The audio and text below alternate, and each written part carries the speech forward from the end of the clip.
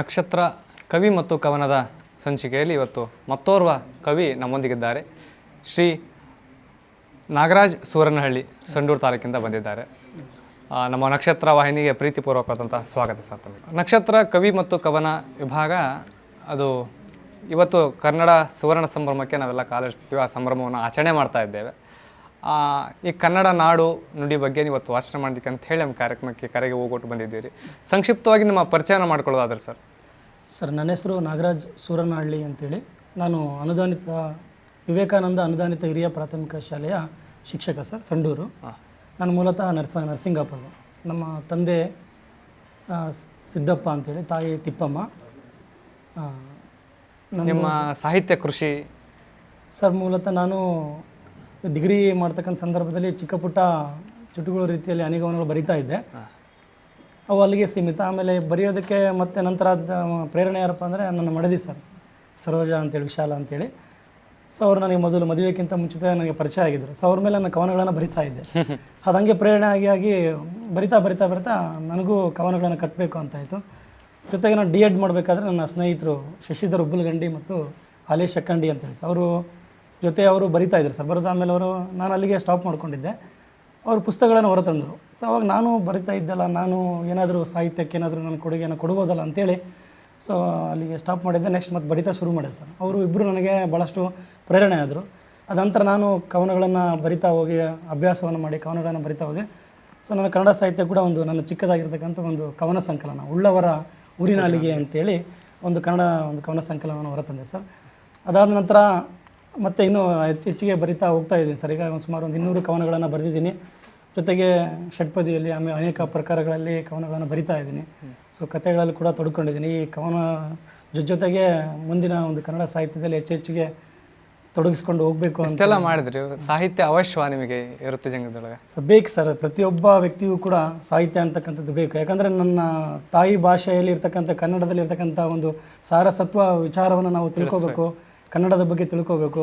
ಆ ಕನ್ನಡ ಸಾಹಿತ್ಯದ ಬಗ್ಗೆ ನಾವು ಅರಿತು ನಾವು ತಿಳ್ಕೊಬೇಕಂದ್ರೆ ನಮಗೆ ಸಾಹಿತ್ಯ ಬೇಕೇ ಬೇಕು ಸರ್. ಯಾಕಂದರೆ ಪ್ರತಿಯೊಂದು ವ್ಯಕ್ತಿಯೂ ಕೂಡ ಬಾಳಿ ಬದುಕಿ ಹೋಗಿರ್ತಕ್ಕಂಥ ಒಂದು ಸಾಹಿತ್ಯವನ್ನು ನಾವು ತಿಳ್ಕೊಂಡು ನಮ್ಮ ಮುಂದಿನ ಜೀವನಕ್ಕೆ ನಾವು ಒಂದು ದಾರಿದೀಪ ಆಗುತ್ತೆ ಸರ್ ಸಾಹಿತ್ಯದಿಂದ. ಭಾಳಷ್ಟು ಜನ ಇವತ್ತು ಸಾಹಿತ್ಯವನ್ನು ಓದ್ಕೊಂಡು ತಮ್ಮ ಜೀವನವನ್ನು ಬದಲಾವಣೆ ಮಾಡ್ಕೊಂಡಿರ್ತಕ್ಕಂಥ ಭಾಳಷ್ಟು ಉದಾಹರಣೆಗಳಿದೆ ಸರ್. ಹಾಗಾಗಿ ನಮಗೆ ಸಾಹಿತ್ಯ ಬೇಕೇ ಬೇಕು ಸರ್. ಸಾಹಿತ್ಯ ಬೇಕೇ ಬೇಕು. ಹೌದು ಸರ್.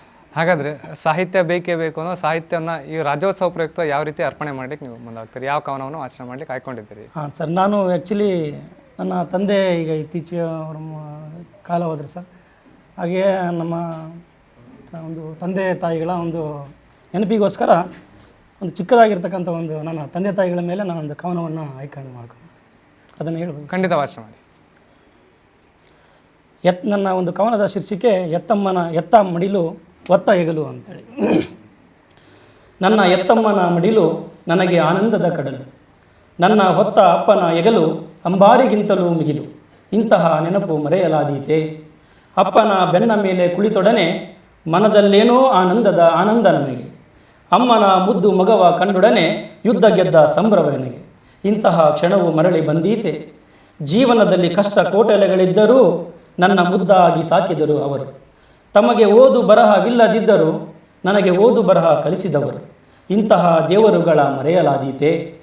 ನನ್ನಮ್ಮ ತಾನು ಹಸಿವಿನಿಂದ ಇದ್ದರೂ ನನ್ನ ಹೊಟ್ಟೆಯನೆಂದೂ ತುಂಬಿಸುತ್ತಿದ್ದರು. ಅಪ್ಪನಿಗೆ ಮೈಕೈ ನೋವು ಇದ್ದರೂ ಅಂಬಾರಿಯ ಹೊತ್ತು ಆಡಿಸುತ್ತಿದ್ದರು. ಇಂತಹ ನಿಸ್ವಾರ್ಥಿ ಜೀವಿಗಳ ಮರೆಯಲಾದೀತೆ. ನಾ ಅತ್ತಾಗಲೆಲ್ಲ ನೆತ್ತಿಯ ಸವರಿ ತುತ್ತು ತಿನಿಸಿದ ಅಮ್ಮನ ಋಣವ, ನಾ ಅತ್ತಾಗಲೆಲ್ಲ ಎಗಲ ಮೇಲೊತ್ತು ತಿರುಗಿದ ಅಪ್ಪನ ಅಕ್ಕರೆಯ ಪ್ರೀತಿಯ ಋಣವ ನನ್ನಿಂದ ತೀರಿಸಲಾದೀತೆ. ಎಂದೆಂದಿಗೂ ನನ್ನಿಂದ ತೀರಿಸಲಾದೀತೆ. ಒಂದು ಚಿಕ್ಕ ಕವನ ಸರ್. ಎತ್ತ ಮಡಿಲ. ಆಧುನಿಕ ಕವಿಗಳು ಒಂದು ಕಡೆ ಒಂದು ಚುಟುಕು ಕವನವನ್ನು ಹೇಳ್ತಾರೆ. ಏನಂತ ಹೇಳಿದ್ರೆ ಅಪ್ಪ ಅಮ್ಮನ ಬಗ್ಗೆ. ಅಪ್ಪನ ಹೆಗಲ ಮುಂದೆ ಯಾವ ಪದವಿ ಮತ್ತು ಪರ್ವತಗಳು ಎತ್ತರವಾಗಿ ಕಾಣಲೇ ಇಲ್ಲ ಅಂತ. ಅಮ್ಮ ಅಂಗೈ ಹಚ್ಚಿ ಬಡಿದ ರೊಟ್ಟಿಯ ಮುಂದೆ ಬಾಣಚಂದ್ರನ ಸಹ ಅತ್ಯಂತ ಚಿಕ್ಕನಾಗ್ಬಿಟ್ಟಂತೆ. ಅಷ್ಟು ಸುಂದರವಾಗಿ ಕಾಣಲಿಲ್ಲ ಅಂತ. ಈ ನಿಟ್ಟಿನೊಳಗೆ ಅತ್ಯಂತ ಸುಂದರವಾಗಿರ್ತಕ್ಕಂಥ ಕವನ ಬರೆದ್ರಿ. ನಾವು ಇದನ್ನೇ ಬರೀಬೇಕು, ಈ ರೀತಿ ವರ್ಣನೆ ಮಾಡಬೇಕಂತ ಯಾವ ರೀತಿ ನೀವು ಅದನ್ನ ಭಾವನೆಗಳು ಸ್ಫುರಿಸಿದ್ವು? ಯಾಕಂದರೆ ಸರ್, ಇವತ್ತು ನಮ್ಮ ತಂದೆ ತಾಯಿಗಳಿಲ್ದಂಗೆ ನಾವು ಈ ಭೂಮಿ ಮೇಲೆ ಬಂದಿಲ್ಲ ಸರ್. ಅಂಥ ತಂದೆ ತಾಯಿಗಳು ಕನಸು ಕಟ್ಟಿಕೊಂಡು ಅವ್ರು ನಮ್ಮನ್ನು, ನನ್ನ ಮಗ ಈ ಥರ ಆಗಬೇಕು, ನನ್ನ ಮಕ್ಕಳು ಈ ಥರ ಬೆಳಿಬೇಕು ಅಂತಕ್ಕಂಥ ಕನಸನ್ನು ಕಟ್ಕೊಂಡು ಅವರಿಗೆ ಸಾವಿರಾರು ರೀತಿಯಾಗಿರ್ತಕ್ಕಂಥ ತೊಂದರೆಗಳಿದ್ದರೂ ಕೂಡ, ಕಷ್ಟಗಳಿದ್ದರೂ ಕೂಡ ಅವನ್ನ ಯಾವತ್ತೂ ನಮಗೆ ತೋರ್ಪಡಿಸಲ್ಲ ಸರ್ ಕಷ್ಟಗಳನ್ನು. ನನ್ನ ಮಕ್ಕಳಿಗೆ, ನನಗೆ ಬಂದಿರತಕ್ಕಂತಹ ಕಷ್ಟ, ನನಗೆ ಬಂದಿರತಕ್ಕಂತಹ ತೊಂದರೆಗಳು ನನ್ನ ಮಕ್ಕಳಿಗೆ ಬರಬಾರ್ದು ಅಂತೇಳಿ ಅವರು ಭಾಳಷ್ಟು ಗೌಪ್ಯವಾಗಿ ತಮ್ಮ ಕಷ್ಟಗಳನ್ನೆಲ್ಲ ಗೌಪ್ಯವಾಗಿಟ್ಟು ನಮಗೆ ಸಂತೋಷವನ್ನು ಕೊಡ್ತಿರ್ತಾರೆ. ಆ ಒಂದು ನಿಟ್ಟಿನಲ್ಲಿ ನನ್ನ ತಂದೆ ತಾಯಿ ಕೂಡ ಅವಿದ್ಯಾವಂತರು ಸರ್. ಅವರು ಓದದೇ ಇದ್ದರೂ ಕೂಡ ನಮ್ಮ 3 ಜನ ಅಣ್ಣ ತಮ್ಮರನ್ನ ತಂಗಿಯರನ್ನೆಲ್ಲ ಭಾಳ ಚೆನ್ನಾಗಿ ಓದಿಸಿದರು. ನಾವು ಕೂಡ ಅವರ ಒಂದು ಕಷ್ಟಗಳನ್ನು ನೋಡಿಕೊಂಡು ಬೆಳೆದಿರ್ತಕ್ಕಂಥವ್ರು. ಜೊತೆಗೆ ನಮ್ಮ ತಂದೆ ತಾಯಿಗಳು ನನ್ನ ಮಕ್ಕಳು ಒಂದು ಉನ್ನತ ಸ್ಥಾನಕ್ಕೆ ಹೋಗಲಿ ಅಂತೇಳಿ ನಮಗೆ ಎಲ್ಲವನ್ನು ಕೊಟ್ಟರು, ಓದಿಸಿದರು, ಚೆನ್ನಾಗಿ ವಿದ್ಯಾಭ್ಯಾಸವನ್ನು ಕೊಟ್ಟರು. ಆದರೆ ಅವ್ರು ಯಾವತ್ತೂ ನಮಗೆ ಕಾಣಲೇ ಇಲ್ಲ. ಅಂದರೆ ನಮ್ಮ ಎಲೆಮರೆ ಕಾಯಿ ಅಂತಾರಲ್ಲ, ಆ ಥರ ಇದ್ದು ನಮ್ಮನ್ನು ಬೆಳೆಸಿದ್ರು ಸರ್. ಹಾಗಾಗಿ ಅದೊಂದು ದೃಷ್ಟಿಕೋನ ಇಟ್ಕೊಂಡು ನನ್ನ ತಂದೆ ತಾಯಿಗೋಸ್ಕರ ನಾನು ಯಾವುದೋ ಒಂದು ಸಣ್ಣದಾಗಿರ್ತಕ್ಕಂಥ ಒಂದು ಕೃತಜ್ಞತೆಯನ್ನು ಸಲ್ಲಿಸೋಣ ಅಂತೇಳಿ ಈ ಒಂದು ಕವನವನ್ನು ಕಟ್ಟಿದ್ದೆ ಸರ್.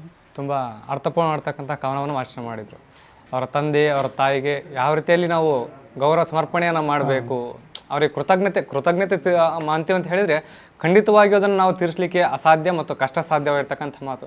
ಆದರೂ ಸಹ ಸ್ಫುರಿಸಿರುವ ಭಾವನೆಗಳಿಗೆ ಅಕ್ಷರ ರೂಪವನ್ನು ನೀಡಿ ಈ ಒಂದು ಹೆತ್ತ ಮಡಿಲು ಒತ್ತ ಹೆಗಲು ಎನ್ನುವಂತಹ ಶೀರ್ಷಿಕೆಯಲ್ಲಿ ಅತ್ಯಂತ ಅರ್ಥಪೂರ್ಣ ಮತ್ತು ಸುಂದರ ಕವನವನ್ನು ನಮ್ಮ ನಕ್ಷತ್ರ ಕವಿ ಮತ್ತು ಕವನ ವಿಭಾಗದಲ್ಲಿ ನೀವು ಹಂಚ್ಕೊಂಡ್ರಿ.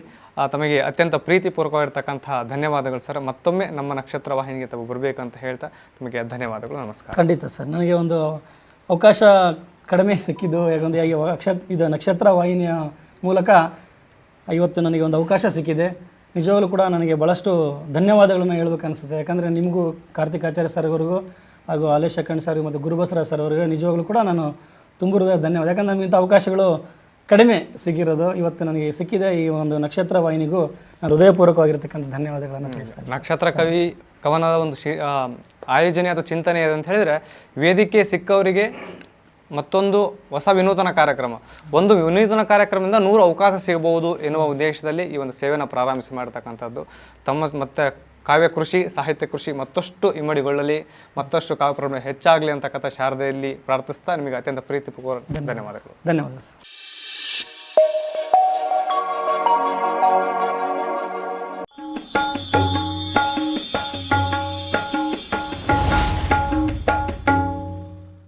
ನಕ್ಷತ್ರ ಟಿವಿ ಲೋಕಲ್ ನ್ಯೂಸ್, ಇದು ನಿಮ್ಮದೇ ಧ್ವನಿ.